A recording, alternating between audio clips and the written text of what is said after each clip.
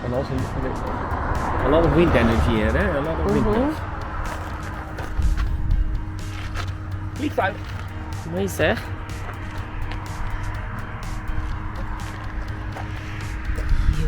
Ay!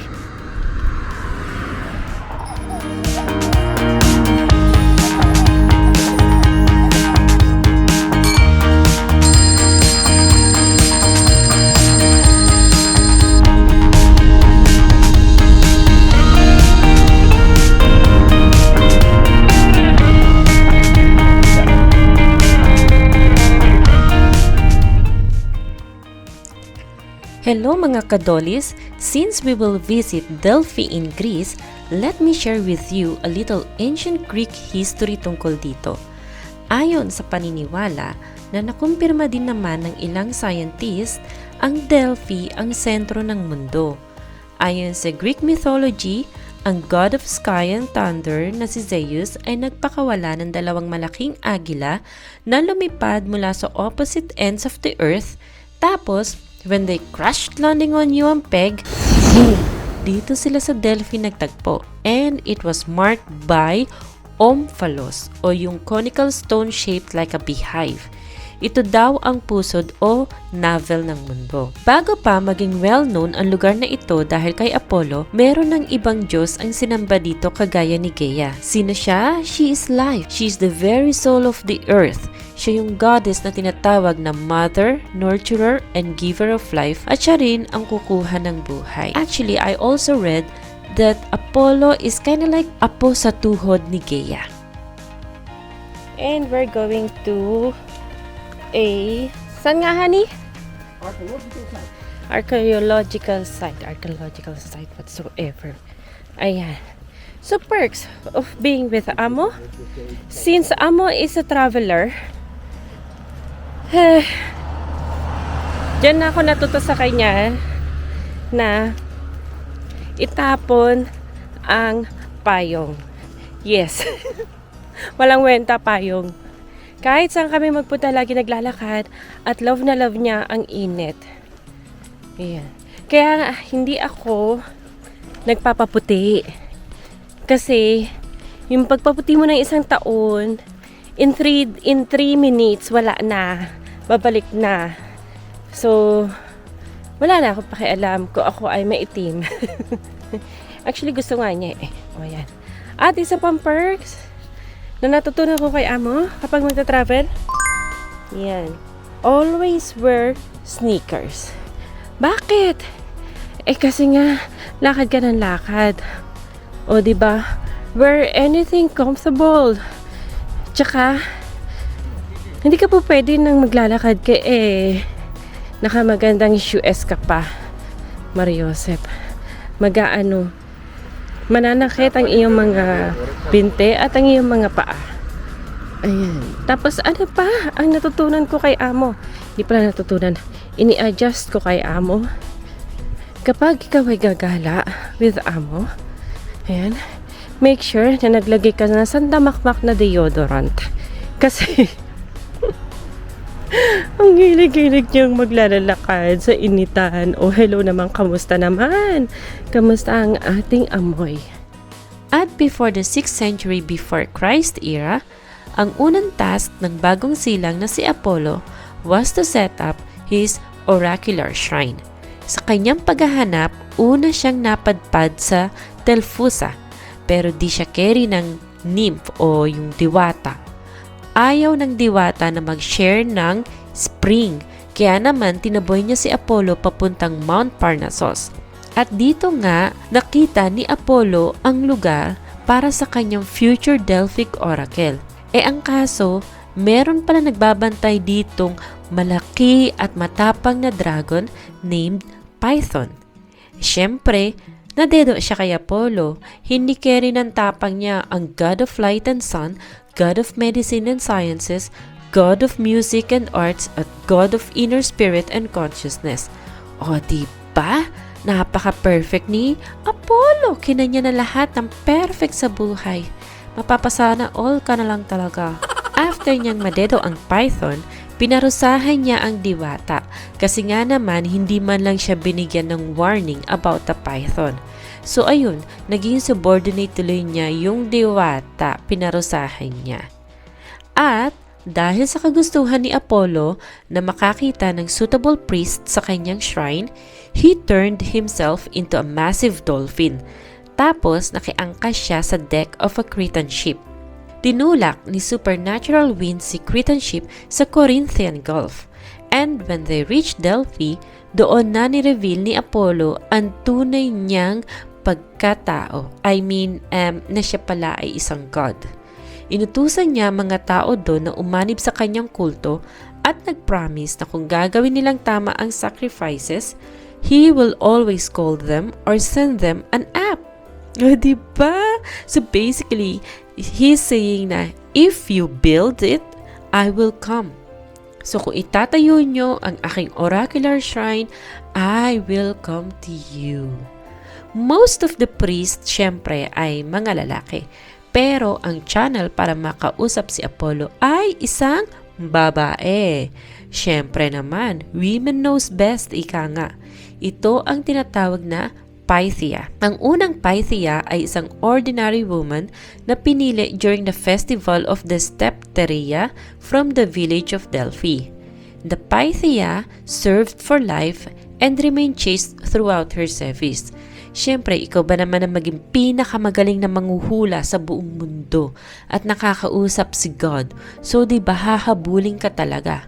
Sa araw na may bibisita sa Pythia to get her advice or oracle na magmumula kay Apollo, the priest o Hosea would lead her to Kadollies spring to purify herself and then would slowly ascend to the temple.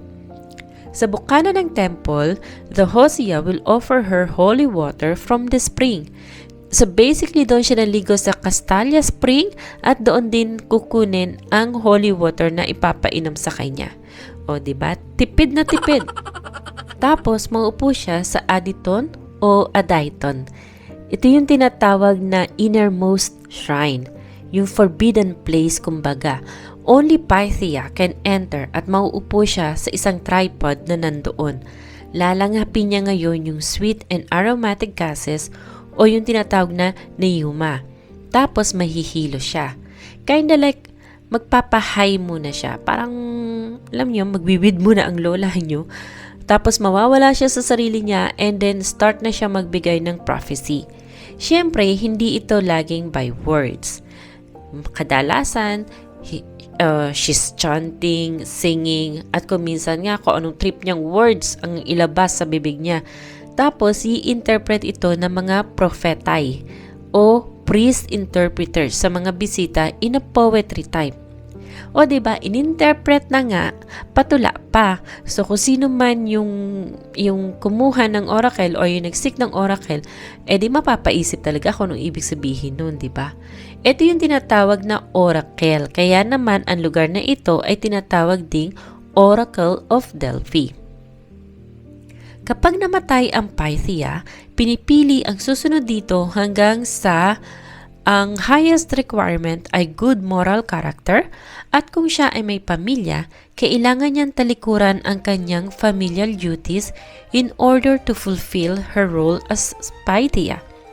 They are most likely women from higher class families, educated and well-read. That is why naging very popular ang lugar na ito sa lahat ng tao sa mundo that time. They travel hanggang dito sa Delphi para kumuha ng spiritual guidance, astronomical guidance, and everything else. At syempre, hindi naman ito libre. May bayad ang pagpapahula. Those who seek Apollo's guidance would have to bring offerings, gaya ng laurel branches, pera, syempre, pera that time, and a sacrifice of a black ram.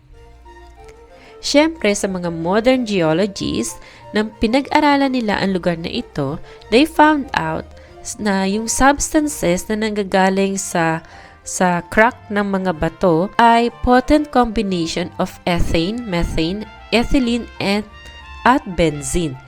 Kaya daw nag-hallucinate ang Pythia and sometimes it leads to her death. Sobrang high siguro. Other possibility ay yung hallucinogenic substance of laurel leaves and fermented honey. Pero whatever it is, for sure that time, the Pythia was always consulted by anyone, rulers to common people, anyone who could make a journey, basta they have to pay, do the sacrificial offerings, and perform rituals. This is actually nice to those who are into history. Ayan. Yung kaibigan ko, si Leia, ayan, mahilig yan dito sa mga ganito. Actually, hindi pa nga siya nakakapunta dito. Na-research na niya lahat. Kukwentuhan ka na niya yan. Honey, kijk out naar lief, ha? Kijk out naar lief. Ayan. Di ba? Ang ganda. Do not touch, please. Okay? Bawal hawakan ng pato.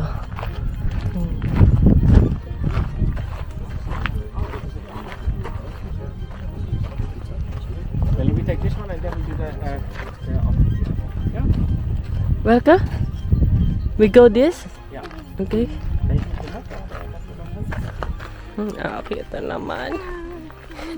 Si Livia. Livia, ben je oké? Ja? Ga je dansen? Ik luister ook liedje. Oh, een liedje. Waar is dat liedje? Hey? Mijn oren kan zelf horen. Oh, ja. Oké. Huh? Oké, kom.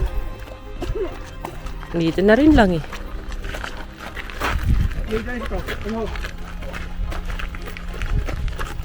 Ayun, di ba?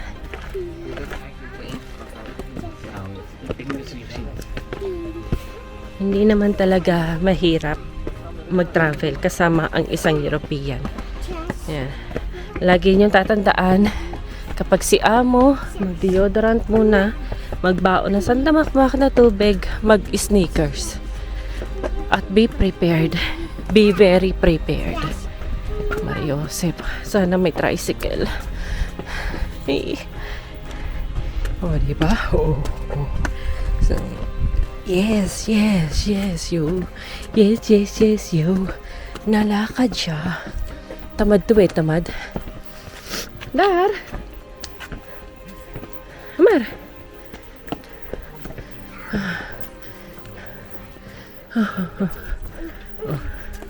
Ito nga malalaki tao, kaya nilang umakyat, ako pa kaya.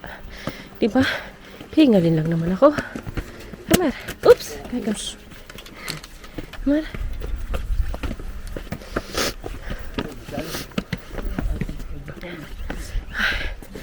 Sari-sari na natulo sa akin. Laway, sipon, kilikili. Hindi na malaman.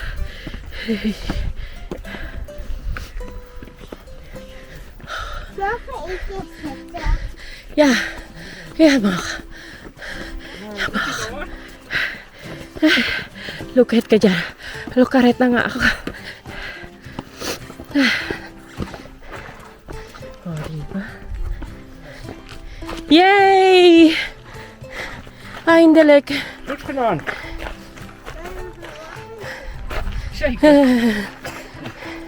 And it is the theater. Oh! Ito yung ano. Honey. Amphitheater. Yeah, for ano. Concert. Concert nga. Oh yeah, musical and dramatic contest. Ayun daw, meron pa silang ano oh. Message. Oh. Imagine no, nagawa nila to.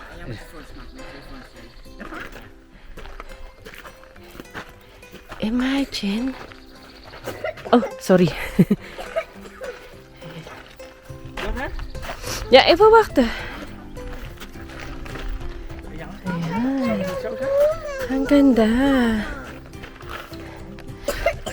Imagine kung may ganito kang pagmamay-ari dati. Aside from the Oracle, Delphi is also well known doon sa tinatawag na Pythian Games. It is the second most important games in Greece after the Olympics. Unlike syempre, ng Olympics, the Pythian Games also featured competitions for art and dance, which predated the athletic portion of the games, and women were allowed to take part in some events. Ayon sa mga scholars, the Delphic Oracle was established long before the 6th century before Christ era, at yung kulto is at least as old as at the end of 9th century before Christ era. Ayon din sa kwento, available ang oracle for consultation 1 day in a month for 9 months. Bakit hindi buong taon? Kasi during winter, wala si Apollo. So, siguro nagbabakasyon muna siya. Winter vacation. So, ngayon, yung si Dionysus muna yung nandoon, which is the god of the grape harvest, winemaking, orchards and fruit, vegetation, fertility, insanity, ritual madness, religious ecstasy, festivity, and theater. O diba, bawat god, ang dadami nilang katangian, mapapasana all ka na lang talaga. During the Anno Domini 393 or 394, yung si Theodosius, siya yung Byzantine emperor, he outlawed the practice of ancient pagan religions and the Pan-Hellenic games, putting an end to the power of the oracle. Kumbaga, syempre, na-introduce na rin kasi ang Christianity that time. The temples and statues of Delphi were subsequently destroyed kasi para sa kanila, bawal na yon. Christian communities settled in the area, and in the 7th century Anno Domini, a new village called Castri grew over the ruins of Delphi. So, mga Kadollies, nag-enjoy ba kayo sa ating kwento ngayong araw na ito? In fairness, na-intriga ako kaka-research sa Delphi na yan ha. Napaka-interesting pala niya. Mag-iikot pa kami dito and we'll still share some interesting parts of history mula sa mga ancient Greeks. Ang tanong, Kadollies, ano ang tawag nyo sa mga Pythia sa mga panahong ito? And hopefully, you find this interesting and enjoyable. If you do, please do subscribe, share, and invite your friends and families to support our channel. Sana mapanood nyo rin ang iba naming videos. So, that's all for today and see you on our next vlog. Doei! This